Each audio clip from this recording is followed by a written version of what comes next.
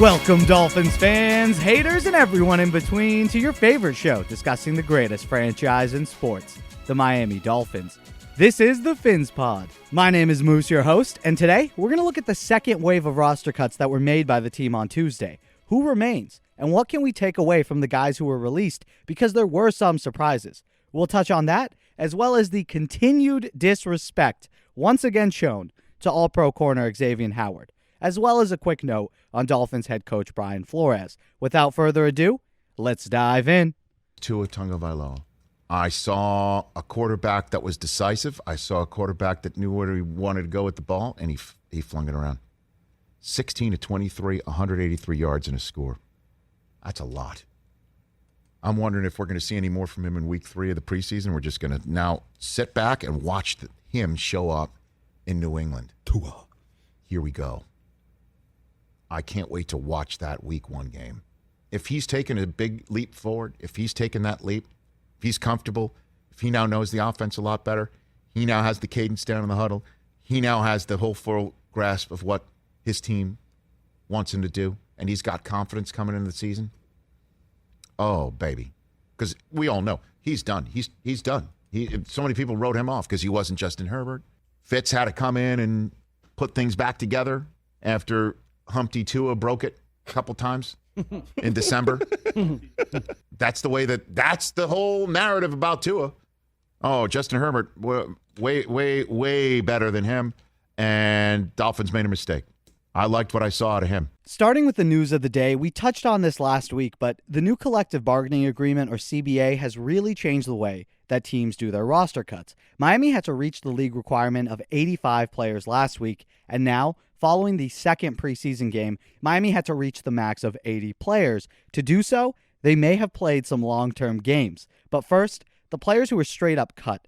Offensive guard Jermaine Eluemunor. Eluemunor was an experienced lineman, having started for the Pats, and he didn't really play poorly at all in the preseason, or especially this past weekend against Atlanta. Instead, I think his release points to the reality that young depth at the guard spot is there, and it made him expendable. Specifically, undrafted free agent Robert Jones, he's looked really good with the second and third team offense so far in camp and preseason. Him and Liam Eichenberg were doing work on the right side of the line in the second half of that game. Jones has plenty of size, 6'4" and 320 pounds, and when he was coming out of Middle Tennessee, he had potential. Strong, pretty athletic for his size, 320 pounds, you ain't light, and he's excellent in run blocking.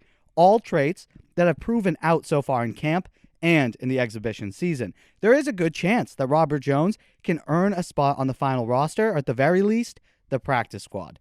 The other lineman, we spoke of him in previous episodes, Derval Quiroz-Neto. Because remember, Neto has a roster exemption due to his status as an international player through the NFL's pathway. So the team doesn't have to account for him when making these cuts. But his stellar play at guard likely also helped the team decide to let go of Eluemunor, thus opening up a spot on the club for other positions. Tragically, our friend Isaiah Ford was released for the 136th time by the Dolphins. Don't be surprised if he's back with the team at some point this season if injuries in the wide receiver room persist. To be fair to Ford, though, he's put more than enough out there on film in regular season action to garner looks from receiver-needy teams. Remember, the Dolphins were actually able to trade Isaiah Ford to New England last season. I would not be surprised if New England brought him back into the fold, considering their lack of depth at that position. It would suck to see our guy go play for the Pats, but the man needs to make a living, so I will not be too upset. It would be far more preferable for Isaiah to go join his old pal, Ryan Fitzpatrick, up in Washington. Now, that is a reunion I fully support. If you remember, when Miami did trade Isaiah Ford to New England, Fitz came into practice wearing Ford's extra short shorts, so there definitely is a relationship there. The other wide receiver who was let go was free agent acquisition Robert Foster, who came from Buffalo. And I was high on him following his addition back in March, but to be fair, we had yet to draft Jalen Waddle, and the room was a lot thinner.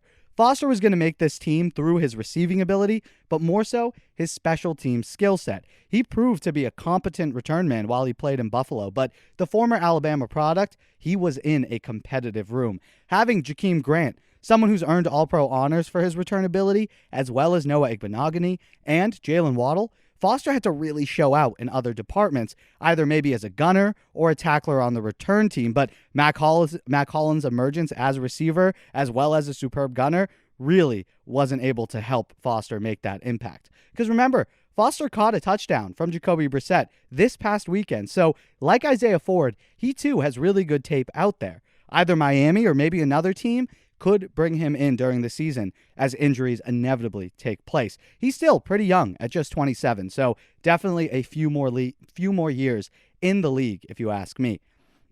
Now, the surprise.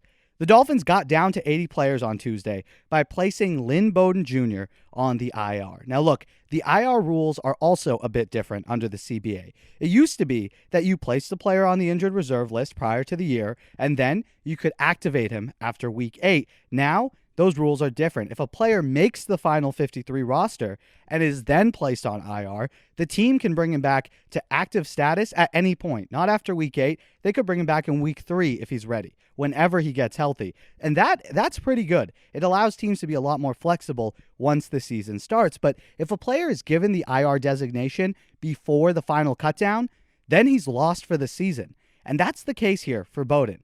After suffering his hamstring injury in camp last week, something which was definitely serious, but likely not season-ending, Miami was left with a pretty tough choice. Keep Lynn Bowden Jr. on the roster and then place him on IR. The risk there is that you lose one of those 53 final spots by keeping an injured guy who isn't going to be ready for you in week 1. And when you place him on injured reserve, there's no guarantee that you have a good replacement waiting in the wings for him. And that's if Miami went into the final 53 with Bowden and then tried to place him on IR. They could have brought him back whenever he's ready, but again, the issue there is you've had to cut guys that you might have kept, and those guys will be scooped up by other teams. The other option was Miami could have straight up just released him, but considering that they traded for Bowden last season and he performed pretty well, giving up on him was frankly out of the question. So instead, Miami's deciding to essentially stash Bowden for next year. That's good and bad. Bad because, look, I was hoping for a big second-year leap for the receiver out of Kentucky. If you're a listener of the show, you know we've talked about him a lot. And Bowden's skill set was a seemingly perfect fit for this new-look offense. However, following that influx of new talent, as well as a middling camp, at least from some reports, Lynn was likely going to be the 5th or 6th option anyway. So it does suck for Bowden personally. Being injured is always bad, but then the new injured reserve rules, keeping him out all year, even if he's good to come in October, even if he's good by November, he's done for the season. That has to suck for him personally. The only way that Lynn Bowden can return to Miami this year is if the Dolphins release him doing some injury settlement situation like they did with DJ Fluker and then re-sign him to a new deal. But considering that the team has contractual control of Lynn Bowden Jr. at a cheap price through the 2023 season, I highly doubt that's happening. Instead, by placing him on the IR in this fashion, they are signaling that he is being stashed away. He'll be part of the team. We'll see him on the sidelines, in the locker room, and then next season, he'll be back ready to go at full strength. It sucks in the now, but it's nice to know that we have a potential stud in our back pocket, considering that Will Fuller only signed a 1-year deal and Albert Wilson is on the last year of his contract. Having another guy ready to step up is not only going to provide the Dolphins leverage in contract negotiations with those guys, but also depth in case those players don't come back. The fact that Miami would actually do this to Bowden, though, it shows how this regime plans to operate. This move is ruthless. It really is. Lynn Bowden gets a hammy injury, and in order to keep themselves in the best possible position for the long term, they put his emotion aside, his personal goals aside. They don't matter here at all, and they stash him away. Smart move. It definitely sucks for Lynn, and we wish him all the best, obviously, in his rehab and ability to get back better than ever. But the smart teams, they operate like this. Ruthless, but calculating. Next up, we're going to touch on some general NFL news. And not really, it still applies to the Dolphins, as everything does. This is the PhinsPod. But the NFL Network released their top 100 players of 2021 as voted by the players. And the Dolphins only had one player featured on the list, and that was our man, Xavien Howard. Howard came in at 17. Pretty good, right? Top 20 overall? Not shabby. Wrong. That shit is disrespectful. First off, the list is not the top 100 players of all time, right? Or the decade. it's the top 100 players of the season. And last year, Xavien Howard was the best defender on the field across the league. And unless you're telling me there's 16 offensive guys plus maybe Aaron Donald in front of him, this is bullshit. I mean, damn, Steph Gilmore was ranked the 9th best player in 2020. And last time I checked, he was nowhere near 10 interceptions. Having X at 17th is not even the highest ranked corner. That's a damn travesty. But there is an explanation to all of this. Xavien Howard is a Miami Dolphin, and us Dolphins are not respected by the NFL world. I mean, a team that won 10 games probably has more than one singular top 100 player. But no, the Dolphins get one. A cornerback who pulled in 10 interceptions and eliminated every receiver he faced for 16 games straight should be considered the best at his position. No, Jalen Ramsey is better. Sorry, X, you're a Dolphin. You don't get that credit. That's going to change. Miami is still trying to wash off the stench of mediocrity that has plagued the franchise for decades. Because of that, we get no respect. I think we all smell that change coming in the winds now, don't we? Keep doubting us. I look forward to shocking the NFL world this year, and there is going to be plenty of humble pie to serve. Write that down. Speaking of underrated, our next topic is regarding our young head coach, Brian Flores. I think it's fair to say, through 2 seasons, Flores has earned some rope. He came in to an impossible situation, helped strip down a roster, and build a new culture. Because remember, the 2019 Miami Dolphins held the NFL record and still hold the NFL record for having the most players start for them in a season. And that's because the team is constantly shuffling new guys in and out, trying to find guys who can play or become building blocks for future seasons. The fact that he was able to manage a team with that much roster fluctuation is insane. And despite all that turnover and an incredibly rough start, Miami finished the 2019 season 5-4 with a huge victory up in Foxborough. Then he comes into year 2 and goes 10-6 with an incredibly young team and a rookie quarterback. This season is likely going to define how he's seen for years to come. It's just how things go in this microwave society. But the point, it's fair to say the Dolphins unearthed a pretty great coaching candidate. And if you remember, travel all the way back to late 2018, the Dolphins were looking for a new head man. Just got out of that horrid Adam Gase era. He was off to the Jets. And I remember as we were looking, many fans wanted Vic Fangio or even Chris Richard. He was the hot name, and I'll be honest, I wanted him too. I was swept up with the hype. But instead, Miami went with a young, unknown guy from New England. The narrative at the time, and frankly, all we really had to go off of as Dolphins fans, was that Brian Flores was just another attempt at seeing if a Belichick guy could pan out as a coach on their own. It had been tried before. Eric Mangini, Josh McDaniels, and most recently Matt Patricia in stunningly horrible fashion. There was not a lot of hope there, but at this point, I think it's clear. Flores is far different from those guys. He's actually a leader. Players actually respond to him, and he commands a locker room. But the fact that Flores has succeeded was likely not a surprise for Bill Belichick himself. In an interview with Chris Collinsworth, Brian Flores delved into his coaching style, this season's club, as well as Tua Tagovailoa's development, but that was not the most interesting part of the interview. Here's a clip. I can't wait. I mean, we're going to talk all about the Dolphins here, but I do want to tell you one story. I knew you were going to be a good coach earlier than maybe you did, because Bill Belichick wouldn't let me talk to you. The only people that he won't let me talk to are the ones that he's trying to hide. And as soon as he said that, I go, "You're hiding him, aren't you?" I go, "You are seriously hiding that guy down there." And sure enough, you go off, and I bet it had to almost kill him to get you in the same division as he was. But he knew, I think, before you knew what kind of head coach you were going to be. Thank you for that. But Bill's going to be just fine. Bill usually lands on his feet somewhere. He'll be just fine. Interesting, huh? Look, B-Flow is just different. He's got almost everything you want in a modern-day NFL head coach, and his understanding of the game is top-notch as well. It makes complete sense that Bill was hiding him from the world. Consider, after Matt Patricia was hired away by the Detroit Lions, there was a void for the Patriots at the defensive coordinator spot. Now, like every time before and across the league, that spot's filled in. That role is occupied. There's a new defensive coordinator, but instead, Belichick decided to roll into the 2018 season without officially naming a defensive coordinator. He didn't, even though everyone knew Brian Flores was next up in line, he did not get the title. Instead, Brian Flores was designated the defensive play caller. He didn't get the coordinator title. He was the defensive play caller. So that label was reduced, leaving a less bright spotlight on him, and everyone just assumed that the Patriots' defensive successes that came in 2018, because that was a great defense, ultimately that defense helped culminate in a dominant performance against the Rams as the Pats won a Super Bowl.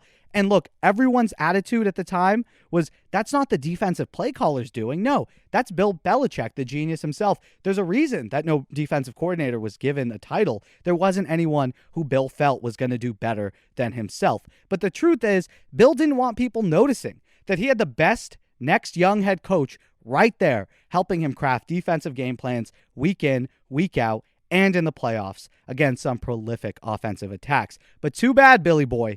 Chris Grier is all-knowing, and he made sure to interview and ultimately hire Flores the second he could. It's proven to be a great move for us Miami Dolphins fans. The franchise is looking like it's heading towards an actually promising future, and perhaps the best part? Bill is pissed. Fuck him and fuck the Patriots. I look forward to winning in week 1, the first time the Dolphins would have beaten New England in back-to-back games for God knows how long, likely decades, because personally in my lifetime, I've never seen that happen. Miami would usually win 1 out of every 4th. Maybe we'd have a few seasons there where we'd split, but back-to-back wins? Nah, that would never happen. But if we do that week 1, Tua, 2-0 against Bill Belichick, that would be huge. And also knowing that we poached Flores away would make the victory all the more sweeter. Okay, so I have been critical of Tua. I have said I feel like he's a quarterback where the play has to be kind of perfect for him, and then he can be accurate. I mean, he's got some leadership skill. He's accurate, but he's not a guy that's going to make plays off script. Thank God he's got an improved offensive line. In Miami, I'm probably viewed, a very negative guy. He doesn't like Tua. And I think Tua and Mac Jones kind of remind me of each other. They can win if all the elements are in place. Is that an unfair opinion on Tua? I think it's very unfair, Colin. And yeah, I'll tell you, they don't like you much down here. I do a daily show. So question in your mind, just go on. It's not a question anymore. They do not like you. But with Tua, man, it's funny when you come from Alabama and you have all the success around all those 5-star first-round picks. The assumption is, okay, there was a part of the system. He was a system guy. And we know the A.J. McCarrons and we know some ex-Alabama quarterbacks that weren't NFL guys. But y'all must have forgot, like Roy Jones' song said, Tua was the most efficient college football quarterback of all time. His accuracy is off the chain, and he's showing it this year. The one thing, and I do not give people passes, Colin. I don't give guys passes. The one thing I'll give a guy a pass for is on an unprecedented pandemic year, no OTAs, no minicamp. A new OC in Chan Gailey, and Chan Gailey retired after that, so he didn't know what the hell he was doing. Like, you have to look at it and see what Tua went through. And this preseason, Tua is making some amazing throws, reading, moving in the pocket, making some off-timing throws, creating some things. So I'm actually on the other side of that. I am a Tua guy. I love Tua Tagovailoa. That's going to do it for us here today. Thank you guys so much for listening to the PhinsPod. Hope you enjoyed it. Thank you to Timothy Ritchie and new patron Brian Guger, members of the pod and supporters of the show over on Patreon. Check that out. Links in the description, or head to patreon.com/PhinsPod. Thank you guys so much for the support over there. Please remember to like the video if you enjoyed the show and subscribe just so you never miss a chance to chat about your Miami Dolphins. Remember that the PhinsPod's available on all platforms, Spotify, Apple, and Google Podcasts. And if you're listening on Apple, really appreciate a review. And of course, YouTube as well. Continue the conversation with us over on Twitter and Instagram @PhinsPod. I hope you all have an amazing day. And until next time, stay safe. Love y'all.